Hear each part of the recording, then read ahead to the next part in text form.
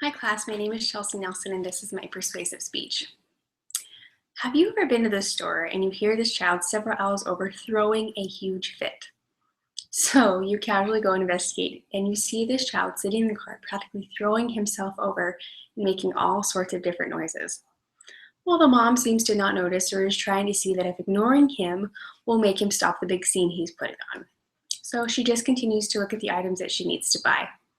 I am sure I'm not the only one who has thought, what is wrong with this child and why is the mom not doing anything about it? Has anyone ever thought that maybe the mother in the story just didn't know how to handle her child? Or maybe the mom had a long, hard day at work and just didn't have the energy she needed to handle the situation in that moment.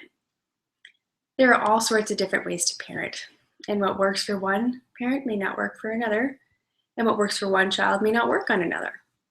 Yet having a little training or education on any subject can help us to know where to start when something goes wrong and we're the ones who need to fix it.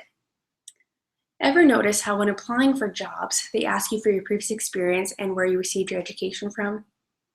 Typically, better paying jobs require some sort of education, training, or experience in that line of work before they will hire you.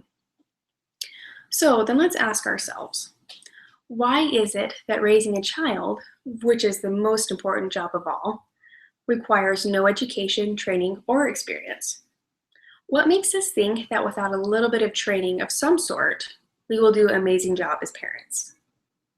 Now, in the past, parenting was done a bit differently than we typically see today. Most times, children have their mothers home to teach them and nurture them. They were disciplined and knew that their actions would bring out the nice mommy and daddy or the mean mommy and daddy, and that they would probably have to sit in the room to think about what they had done if they had brought out the mean mommy and daddy. Parents were involved in home more with their kids. This was very much active parenting. Nowadays, we see something a bit different. We see both parents working outside the home and leaving the children at daycares or home alone until one of the parents gets off work. We see more parents just picking up fast food for the kids on their way home and letting them do whatever they want when they get home. This would be considered more non-active parenting.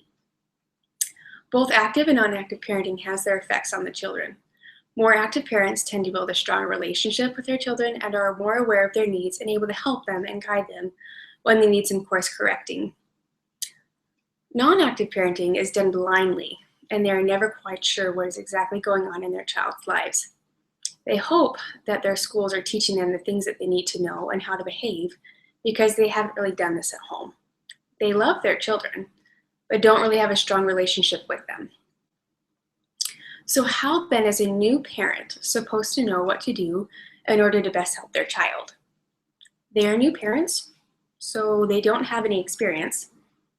How are they going to take on the biggest job and responsibility they have ever had if they've had no training? How can we fix this problem? Parenting classes. Parenting classes can benefit every parent. It can help them gain a general knowledge about children and how to take care of them as they grow and develop. It can teach them parenting skills and how to deal with different behaviors and problems that can arise throughout childhood. It can help them to learn how to communicate and build relationships with their children so that they can become a more involved and active parent. Helping to teach the children from the beginning the things that are necessary to help them succeed in this life. Now, Roy Martin was a project manager for the Supporting Father Involvement Study. He said that he believes the key to success documented in his report is having mothers and fathers learning parenting skills side by side. He also said that what researchers have discovered in the classes doesn't contribute a bag of tricks that can work on any and all situations, but families of all kinds can benefit from such classes. He continues on and says that it's important to know that because some people, whether they realize it or not, didn't grow up with the tools that they need to prosper as a family. Right now, the courts mainly use parenting classes as a way to correct the behavior of parents and children who have gotten into trouble with the law, which is not a bad idea and shouldn't be stopped. It's just that maybe there's another way that we can encourage and teach parents from the beginning how to best help their children and know some skills or how to go about teaching and directing them. Peggy Sen, a parent educator specialist at Parent University, adds that Parent education programs encourage parents to add 2 or 3 action items to their lives to make their parenting work better for themselves and their families. An example of a parenting education course is the Triple P Positive Parenting Program. According to Family Process, the Triple P Positive Parenting Program incorporates strategies for managing misbehaving using reinforcement and contingency strategies while also addressing the emotional bond between parent and child. Triple P is focused on promoting positive relationships between parents and their children and equipping parents with positive and effective behavior management strategies by enhancing their knowledge, skills, and confidence.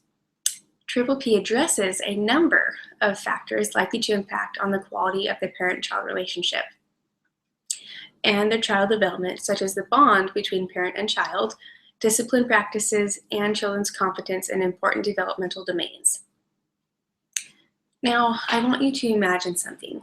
Imagine if parenting classes were also used and taken before new parents take home their children and offered more openly through schools and other organizations throughout their childhood.